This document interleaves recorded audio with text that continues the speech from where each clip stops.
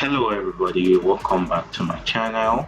Today we'll be exploring the NASA space weather dashboard, which I created in Python using the NASA API real-time API. So a quick view here is what we have here, where we have the dashboards of the astronomical picture of the day. This is it. We can view a large in. I guess this is it. You can see this is the picture of the day, and we have explanation of the picture of the day here. And if you move to the next tab here, we have near Earth object tracking.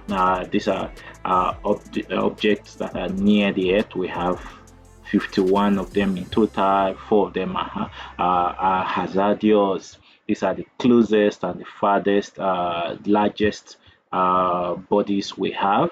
And then these are the potential hazardous asteroids we have near our Earth space. So we also have a distribution of a size distribution of them.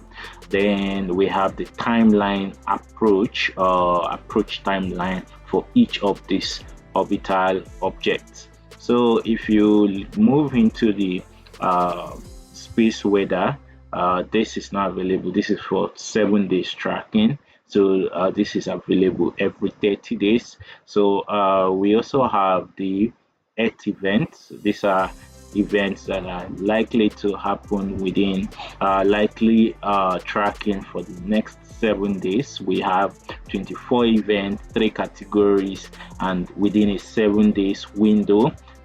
Some of them include the wildfire, the sea and lake ice, and then we have severe storm. So if you zoom into this chart, if you zoom in, you get to see some of them. The blue here is the sea and lake ice, and we have the orange, which is the severe storm. And then if you zoom out, you get to see the wildfires as well. So this is just showing us, and this is a track of 7 days, and you can see the regions that are prone to the wildfire here, and also the regions that are prone to the sea, to the Arctic Sea and sea lake options. So this is for the Earth natural events. Then we can move to the next one, which is the Earth from the space. This is a spatial image or in real time from today with our latitude and discovery. And then we have image down to the last 7 days. We have these the Earth rotations in different angles for the last 7 days. This is all we have here, and we have the main one for today. Then the Mars rover showed with source 100. This is currently not found. We can always modify some of this code eventually. So, and at the right hand side here, I have my major control. If you wanted less days, I have a max of 7 days. You can have 6 days. You can have all these are different options you can have. Then you can control the weather. You can control the weather. Let's say the last 5 days. That should that would change the image. Then we can say for asteroid tracking, so we can come down. This was in the last 5 days. We have 39 of them. This is going to change as you make value changes to all these parameters. It fetch them in real time, and you can see them. Then you have also the space weather track. This one will show us the various options. Some of these are failing due to some parameters not being available. Let's do the last 7 days. That should give us an image for it. So similarly, we have the look back, the 30 days look back for the days track. Then we have the Earth orbit for 7 days. If you check the Earth orbit, we get to see the 7 days.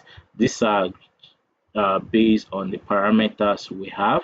Then we can have the categorical values for maybe wanted to see white fire and the likes. We can filter based on that. Now we can also set our rover, and so let's do 100, let's do 100. Okay, and let's see, is there going to be value for it? So I'll just have to refresh this.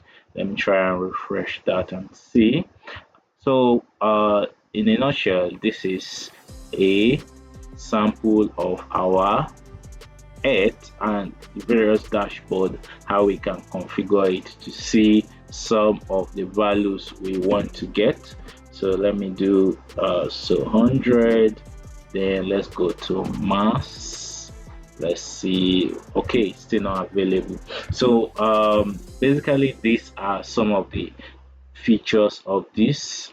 Then we can now look at the code base quickly. The code base I did this on Streamlit. I imported some of my libraries. After importing my libraries, I set in my configurations, then the styling for each of the parameters and components on the screen. Then I created my API.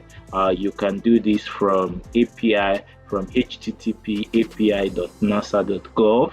Then I created a function that gets the API functions. Then we looked at how we can configure each for different use cases. As you can see in the example, we have a time lapse and a default value for 7 days for the events. Then we also have a pictorial representation of the Earth epic, where we saw the 7 different versions of Earth. Then we did some cleaning to the data to make sure we are getting certain values like the date, the name, the ID, whether it is hazardous, the distance, the maximum and minimum, the velocity. All these are parameters we cleaned up to get, and after that we looked at also configuring for converting the events into a data frame. We did that, and then we created our UI component for the sidebar where we can change all of those parameters. We created that, set our option, set our values for the various parameters on the sidebar. Once that was done, we rendered into the APOD option for the latest image of the day. Now we also have the nearest object function. We have the chart that comes up when we are on the Earth orbit.